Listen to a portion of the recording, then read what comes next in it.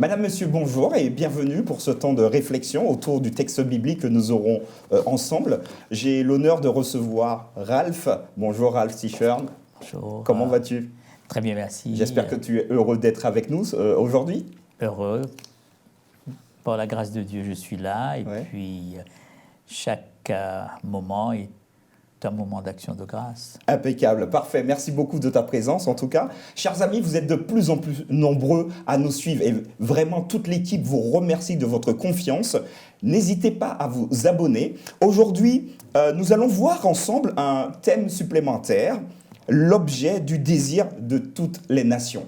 Et j'aimerais vous poser une question, vous qui nous écoutez. Qu'aimeriez-vous que Dieu fasse pour vous? C'est le sujet que nous allons voir tout de suite après.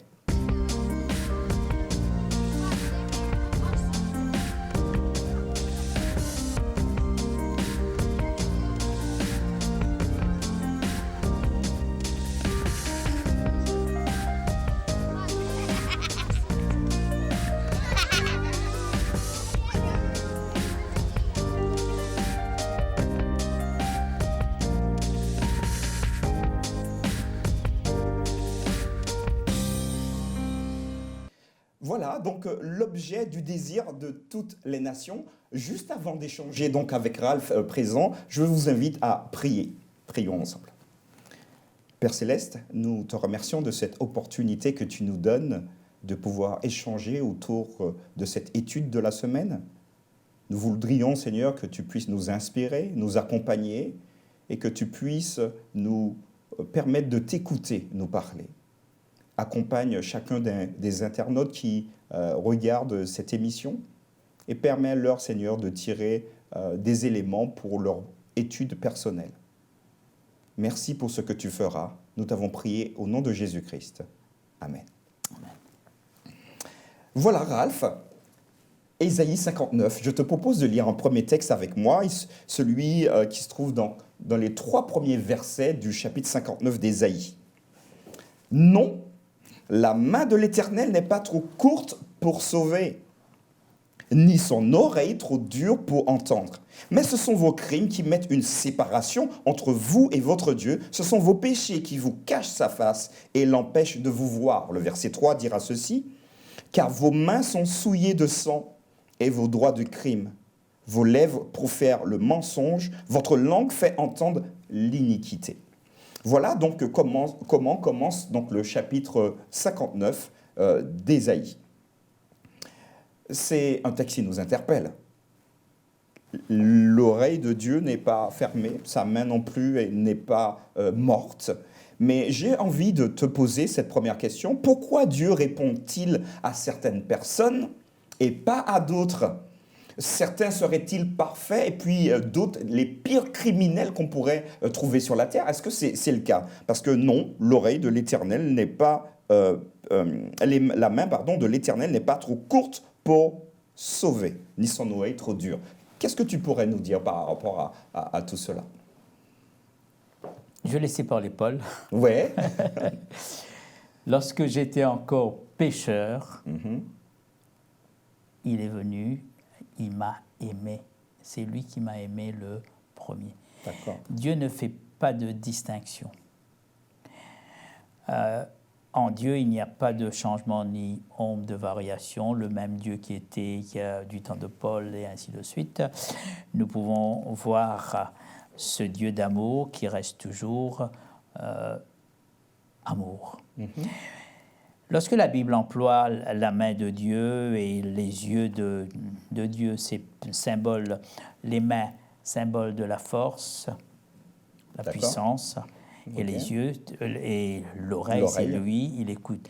Un Dieu qui a les possibilités et qui est le Dieu qui sauve son peuple. Il est dit dans Psaume 136, le verset 12, il a fait sortir d'Israël d'Égypte par sa main forte et son bras étendu. Et puis après aussi, il entend les prières, il entend les cris lorsque ses enfants crient. Il dira à Moïse, j'ai entendu le cri de mon peuple, je vais descendre, mais après il envoie Moïse, va, tu défendras D'accord. les enfants d'Israël. Mais, comment Dieu peut entendre quelqu'un d'obstiné D'accord. Là, on va dans dans le péché? Ok. Mhm. Comment Dieu peut entendre? Dieu dit, voilà le chemin, tu passes à droite. L'autre dit, non, je passerai à gauche. Et fait pour moi la même chose. Et puis, à gauche, c'est le chemin de la perdition. Sans faire de la politique, je ne veux pas... Votre gauche, mais d'accord. Laissons. Donc, maintenant, il y a cette... pour que Dieu puisse exaucer la prière, comment Dieu peut exaucer une prière de ceux qui se révoltent? Ici, nous ne parlons... Il fait lever son soleil sur les bons Comme sur les méchants. Absolument. Et il ne coupe pas la pluie pour les méchants et puis envoie. Donc, c'est un Dieu juste, mais en tant que Dieu, il donne le libre arbitre à chaque individu. D'accord. Alors, je retiens à quelque chose que tu as dit qui est, me semble-t-il, fondamental. L'obstination. L'obstination, c'est à partir du moment où on a bien identifié que c'est Dieu qui veut que nous avancions et que nous refusions de notre plein gré, de notre propre volonté, j'en rajoute de ne pas faire ce qu'il veut. Et puis on lui dit, mais écoute, moi je peux faire le mal, mais fais pour moi le bien quand même. Et là, donc, il y a une opposition à ce moment-là. J'allais dire, Dieu efface nos problèmes. Ça paraît choquant, mais je le dis quand même. Alors, quel est le problème alors? Comment sauver celui qui ne veut pas être sauvé? Le pécheur malgré lui. Ouais. Et comment après, le pécheur au ciel, il va dire, mais je n'ai pas demandé d'être là. C'est pas mal, j'aime beaucoup. Ouais. Je n'ai pas demandé d'être là. Ce lieu ne m'intéresse pas. Je vais sortir de là. Donc, c'est pas simple. On caricature, d'accord? Mais Dieu, quand Dieu parle de ses bras, son bras, c'est pour sauver. D'accord. Ce n'est pas seulement pour sortir d'une situation difficile, d'accord? Et maintenant, face à cette demande, là aussi Dieu a un problème. Dieu veut qu'un couple puisse se mettre ensemble, puisse repartir, ainsi de suite, mais un de deux décide opiniâtrement non. D'accord. Dieu respecte la liberté. Ouais. Donc on peut peut-être faire ici la différence entre finalement l'action de Dieu d'une manière eschatologique, donc sotériologique, donc exact, à la fin. Voilà, oui. tout à fait à la fin. Donc ça, il est capable de le faire à 100% pour tous ceux qui le veulent. Et de la même manière, dans le même cadre, il ne peut pas, en fait, il ne peut pas, parce que Dieu peut tout, mais néanmoins, il va respecter le choix de chacun d'être ou de ne pas être avec lui. Est-ce qu'on pourrait résumer comme ça? Exact. Il y a ceux qui, délibérément, n'est pas intéressé. Voilà. Ceux qui ne sont pas intéressés. Ok. Ça lui Et fera... puis après, ouais. par son éducation, par ce qu'il a lu, ainsi de suite, c'est son choix et Dieu respecte ce choix. Ok. Donc nous avons, chers amis, nous sommes en face d'un choix. Un choix d'être sauvé ou de ne pas être sauvé, mais Dieu, son oreille n'est pas... il n'est pas sourd et sa main est aussi forte pour nous sauver. J'aimerais que nous puissions avancer, Ralph. Pourquoi les œuvres ne peuvent-ils pas nous sauver? Parce que beaucoup de personnes pensent qu'en faisant beaucoup de choses positives, donc je vais être courtois, je vais être aimable, je vais être aimant, pourquoi cela ne suffirait-il pas à être au paradis, à être sauvé? Pourquoi? Parce que mes œuvres, finalement, je fais de bonnes choses. Je suis une bonne chose, j'ai envie de dire. Et pourquoi je ne serais pas sauvé?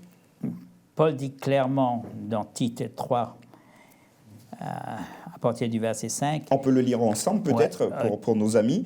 Tite 3, le verset 5 à 8, tu voudras bien... Voilà, tu peux y aller. Tite. Il nous a sauvés non à cause des œuvres de justice que nous avions faites, mais selon sa miséricorde, par le baptême de la régénération et le renouvellement du Saint-Esprit, qu'il a répandu sur nous avec abondance par Jésus-Christ notre Sauveur, afin que, justifiés par sa grâce, nous devenions en espérance héritiers de la vie éternelle. Le salut est un don, non pas une récompense. Je prends l'exemple.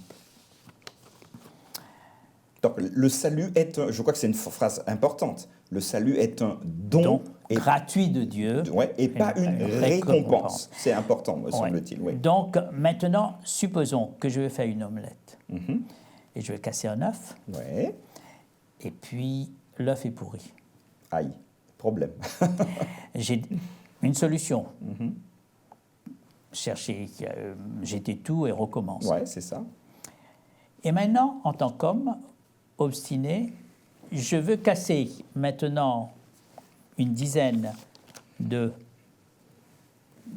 bonne qualité et je vais ajouter dans mon œuf pourri. Ah, ouais. Malheureusement, ça ne fonctionne pas.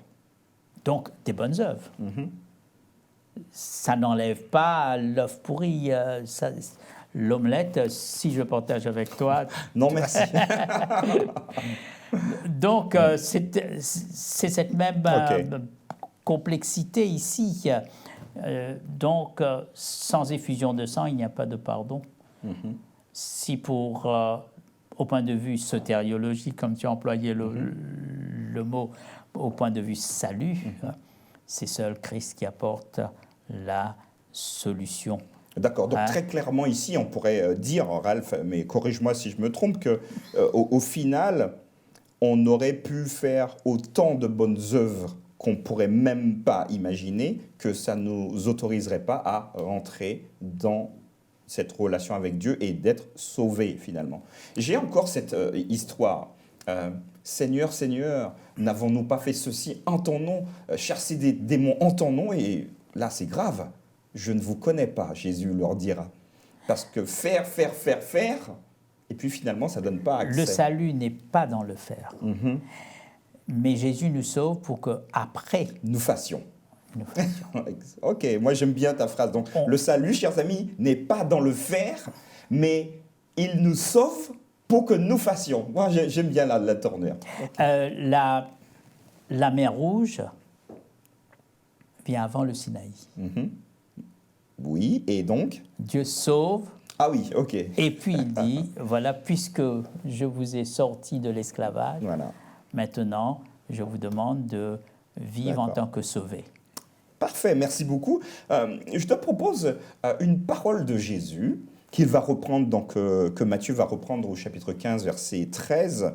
Et j'aimerais que finalement qu'on puisse lire la même chose, mais dans Ésaïe. Et nous sommes dans Ésaïe, cette fois-ci, au chapitre 61. Et donc, Ésaïe, chapitre 61. Et Jésus va reprendre le même texte, verset 1. « L'Esprit du Seigneur, l'Éternel, est sur moi. Car l'Éternel m'a oint pour porter de bonnes nouvelles aux malheureux. Il m'a envoyé pour guérir ceux qui ont le cœur brisé, pour proclamer aux captifs la liberté et aux prisonniers la délivrance. » Le verset 2, « Pour publier une année de grâce de l'Éternel. » On en a parlé la semaine dernière. Et un jour de vengeance de notre Dieu, pour consoler tous les affligés. Quand nous regardons les deux premiers versets, verset 1 et verset 2, nous voyons quelque chose d'assez intéressant. Une bonne nouvelle pour le verset 1. Ensuite, guérir ceux qui ont le cœur brisé, donner la liberté. Ça, c'est magnifique, c'est positif. Le verset 2, une année de grâce, consoler les affligés. J'ai envie de dire que c'est ce que tout chrétien devrait faire. Néanmoins, il y a un terme qui nous interpelle dans le verset 2. Et ce terme-là, c'est un jour de vengeance de notre Dieu. Ésaïe 61, verset 2. Et ma question pour toi, Ralph, que vient faire dans, j'ai envie de dire, ce panel de bonnes choses, quelque chose qui semble être négatif, la vengeance de Dieu? Que vient faire cette expression ici? Est-ce que tu pourrais nous donner des éléments? Nous faisons la confusion entre la vengeance de Dieu et la vengeance de l'homme. D'accord. La vengeance de l'homme ma petite personne a été touchée, et puis avec mon ego, ainsi de suite, Ouais. je me venge, ou Je réclame justice. émotionnellement, je réclame justice. Bibliquement, la colère de Dieu est toujours justifiée parce qu'il y a avertissement, il y a toujours cette... Dieu est un Dieu juste, d'accord? Là où il y a Dieu, il y a cette justice. Justement, c'est à cause de cette justice qu'il y a vengeance. Je m'explique. À cause de cette justice, à cause de sa sainteté, et à cause en somme, de la finalité. D'accord? La finalité de ce que nous appelons l'aboutissement du plan du salut. Lorsque son peuple, les rachetés, seront avec lui. Là, il n'y aura ni deuil, ni cri, ni douleur, et ainsi de suite. Apocalypse. Donc, un jour, Dieu va devoir nettoyer, doit devoir purifier pour qu'il n'y ait plus toutes ces souffrances et ces malheurs.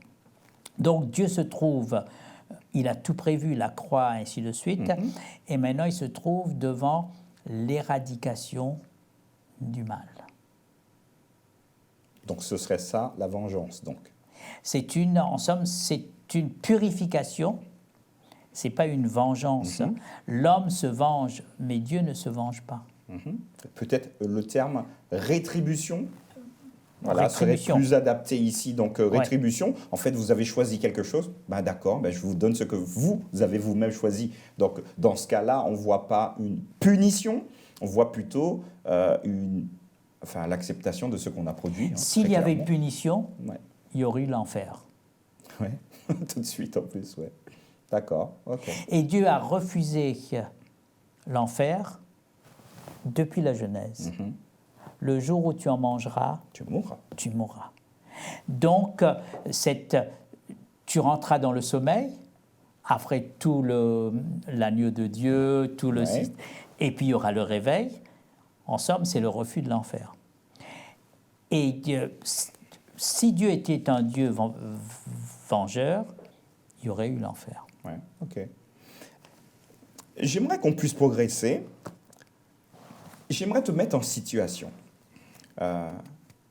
Tu aimes quelqu'un, mais vraiment, on va dire ton épouse. Tu aimes beaucoup ton épouse. J'espère que c'est le cas, et j'imagine que c'est le cas, parce que je la connais. Alors, imagine, toi en tant qu'humain, un incident, mais fâcheux, arrive. Tu préférerais, alors, il y a deux cas de figure. Une personne qui fait du mal à quelqu'un que tu aimes, tu aimerais qu'il y ait une vengeance qui se passe, même si c'est la police, donc quelqu'un que tu aimes, ou plutôt une personne qui fait du mal à quelqu'un que tu aimes. Donc en clair, on va prendre ton épouse, et on prendra également quelqu'un du coin qui t'a volé ta voiture. Tu l'as identifié, tu as deux personnes. Et tu es en face de ces deux personnes, donc ton épouse et cette personne qui t'a volé ta voiture, et tu es en train de demander, je préférerais qu'on fasse du mal à celui qui m'a volé ma voiture, ou je préférerais qu'on fasse du mal à ma femme, ou aucun des deux, ou les deux au même niveau. Tu choisirais quoi? Redis. Alors, je vais le lire parce que c'est pas mal. Il y a des incidents qui arrivent. Est-ce que tu donnerais, ce qui te donnerait le plus envie de voir une vengeance exercée? Donc, la vengeance. Donc, ici, tu as une première personne qui t'a fait du mal, celui qui t'a volé la voiture. Est-ce que tu dirais que c'est une bonne chose que celui qui t'a volé ta voiture soit puni, donc tu es vengé? Ou est-ce que tu accepterais que la personne qui te fait du mal touche quelqu'un que tu aimes? Il y a un choix à faire. Tu es humain, tu n'es pas Dieu, tu n'es pas pasteur non plus. Nous sommes humains, il ne faut pas se voiler la face, on crie bien souvent en justice, parfois vraiment on veut l'exercer soi-même, mais il y a la justice de l'homme, heureusement là. Donc, quand ça nous touche directement, on met des degrés. Ouais, c'est ça. On met de degrés de punition, même la justice de l'homme. Et puis, le mal reste mal, et dans la justice de l'homme, il n'y a pas de pardon. Il y a des circonstances atténuantes C'est ça, exact. pour pouvoir alléger diminuer ou la des peine. circonstances atténuantes. Mais Dieu se trouve dans un autre paramètre. Il veut éradiquer le mal. Il est dans la rédemption. Il est dans le salut. Donc ce n'est pas du tout la même chose. Nous, c'est l'émotionnel. Dieu n'est pas dans l'émotionnel. Si Dieu est dans l'émotionnel, c'est pourquoi on ne peut pas dire que celui qui... nous pouvons dire ceux qui sont sur Terre, ils ont eu ce qu'on appelle éradiquer la race, ainsi de suite, des crimes contre l'humanité. Oui, ok.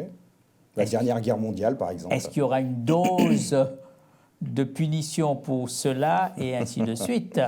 Est-ce qu'il y a vraiment une certaine période la Bible ne le dit pas. On aimerait en tout cas que M. Hitler et toutes ses compagnies de soldats puissent payer plus que d'autres personnes. Parce que pour nous, le niveau d'exaction est incommensurable. On aimerait ça en tant qu'humain. Oui, mais Dieu est Dieu utilise d'autres paramètres, ouais. comme la grâce, d'accord? Les ouvriers de plusieurs heures vont recevoir le même salaire. Le même salaire. Au ciel, il n'y aura pas des maisons dorées pour certaines et puis des chalets en bois pour d'autres. Des cabanes pour d'autres. Plusieurs demeures, mais personnellement, je crois que Dieu est juste. Ok. Donc, est-ce qu'on pourrait peut-être synthétiser en disant que c'est vrai qu'humainement, on pourrait réclamer vengeance pour ceux qui font du mal et puis penser que ceux qui font du bien sont meilleurs, mais Dieu, il n'utilise pas les mêmes critères que nous. La vengeance de ce que nous appelons rétribution, tu employais très bien le mot. Donc, Dieu ne se venge pas, mais Dieu trouve une solution pour enlever définitivement le péché. Et comment le faire sans enlever ceux qui ont pris la décision de continuer à faire le mal et de ne pas prendre la voie de Dieu. Ouais, voilà. Donc, chers amis, vous comprenez bien que il nous semble être important de souligner quelque chose de fondamental ici. Dieu nous laisse le choix. Vous avez le choix. Nous avons également... Le libre arbitre. Le libre arbitre, absolument. De l'accepter, de le suivre. Et dans ce cas-là, il n'a pas les oreilles fermées, hein, il n'est pas sourd. Il a aussi sa main qui peut nous conduire jusque dans l'éternité. Et nous avons la possibilité également de nous rebeller contre lui. Et à ce moment-là, nous aurons simplement ce que nous avons choisi. Et j'ai même envie de dire que tous avons la possibilité d'être sauvés. Et celui qui est perdu, c'est parce qu'il a décidé d'être perdu. Dans le livre de l'Apocalypse, il y a un seul être qui n'est pas jugé. C'est Dieu. Ouais. Jésus, Dieu, ainsi de suite. Ouais. Sinon, nous tous, nous passons par ce jugement de Dieu, le jugement positif ou négatif. Ouais. Là, nous pouvons dire cette finalité du jugement. Ce jeune, voilà, que j'aime beaucoup, hein, qui revient... Que j'aime beaucoup aussi. Voilà. Alors, voilà un jeune donc, de ton église qui te demande de lui expliquer les raisons du peu de miracles dans l'église. Donc ce jeu te dit, mais Ralph, c'est pas normal. Dans mon église, je ne vois pas de miracles, alors que dans la Bible, il y a plein de miracles. Donc tu es pasteur, comment lui expliquer cette contradiction apparente, j'ai envie de dire. Voilà. Dans les psaumes, il y a un psaume, je crois que c'est 76. « Je rappellerai les œuvres de l'Éternel, car... je me souviens de tes merveilles d'autrefois. » Je me souviens de tes merveilles d'autrefois. Nous tous, nous avons cette tendance de voir ce qu'on faisait autrefois. D'accord ? Quand je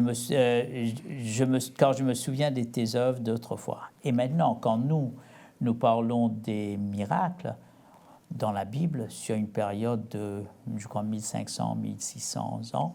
Ouais, pour de la rédaction du texte la biblique. Ouais. Si nous pouvons compter les nombres de miracles, moi, j'allais dire, il n'y a pas beaucoup.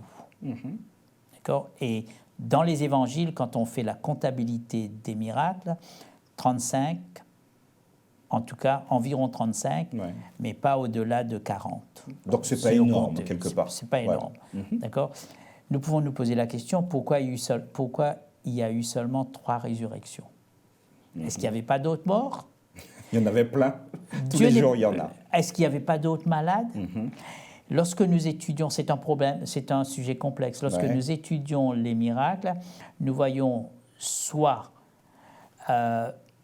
Jésus répond pour une pédagogie, parce qu'il y avait la formation des disciples aussi, d'accord ?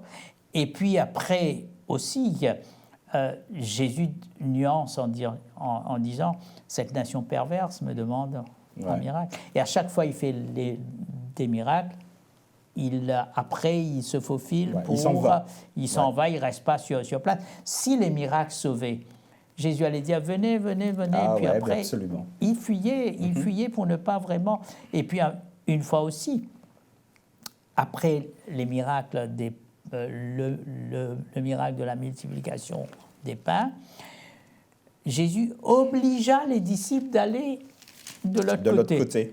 Il obligea, parce que ces miracles étaient pris par la foule pour faire Jésus, pour qu'en somme, on installe Jésus comme roi.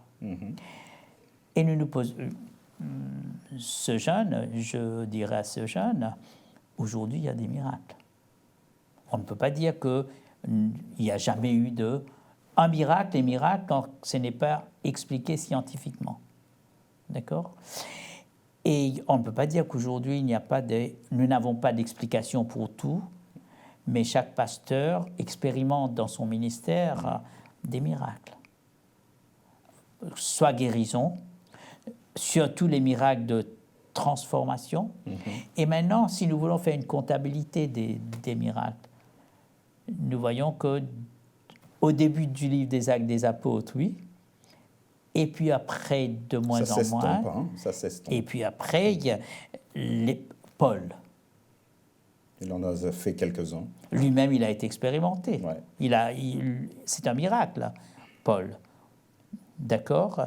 Et en somme, Jésus, ici, dans Jean 20, 30, 31, il nous a dit le but des miracles, pour que vous puissiez croire que Jésus est le Fils de Dieu. Alors ça, je crois que c'est vraiment le texte fondamental, chers amis. On peut se demander, oui, mais il n'y a pas de miracle, d'accord, mais les miracles servaient à quelque chose de fondamental, et je vais le lire, si tu permets. Jean chapitre 20, verset 30. Jésus a fait encore, en présence de ses disciples, beaucoup d'autres miracles qui ne sont pas écrits dans ce livre. Voilà le premier bloc. Ensuite, mais ces choses ont été écrites afin que vous croyiez que Jésus est le Christ, le Fils de Dieu, et qu'en croyant, vous ayez la vie en son nom. La finalité, c'est la vie éternelle. Et bien souvent, nous plaçons les miracles dans « je demande à Dieu, il me le donne, et c'est un miracle ». Voilà. Et puis, j'ai casé les cases, j'ai tout bon, il n'a qu'à maintenant faire le miracle. Et maintenant, il y a aussi la foi et la présomption.